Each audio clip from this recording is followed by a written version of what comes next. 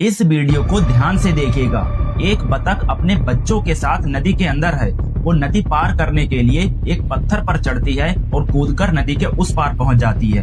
उसके बच्चे अपनी माँ को देखकर उसी पत्थर पर चढ़कर छलांग लगा लगाकर नदी के पार पहुंच जाते हैं। एक एक करके सभी बच्चे नदी के उस पार छलांग लगाकर पहुंच जाते हैं, लेकिन लास्ट में एक छोटा सा बच्चा उस रास्ते पर ना चलकर दूसरे जगह पर जाता है और वहां से छलांग लगाकर नदी पार करने की कोशिश करता है, लेकिन वो नाकामयाब होता है। जब वहां से नहीं पहुंचता तो वो दूसरी जगह जाता है।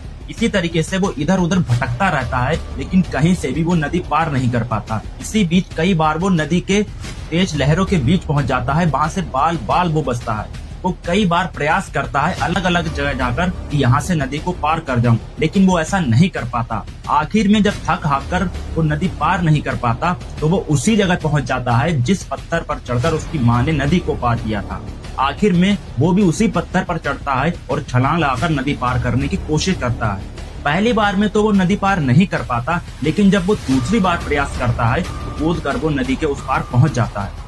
दोस्तों, मोरल ऑफ द स्टोरी ये है कि जब हमारे माँ बाप हमें कोई रास्ता दिखाते हैं तो हमें उस रास्ते पर चलना चाहिए। क्यों? क्योंकि हमारे माँ बाप को हमसे ज्यादा एक्सपीरियंस है। उन्होंने हमसे ज्यादा जीवन जिया है। उन्हें सही और गलत रास्ते का फर्क पता है। उन्हें पता है कि हम किस रास्ते पर चलकर अपनी मंजिल तक पहुंच सकते हैं। इसीलिए जब हमारे माँ बाप हमें कोई रास्ता दिखाएं तो हमें बिना झिझक के उस रास्ते का इख्तियार कर लेना चाहिए।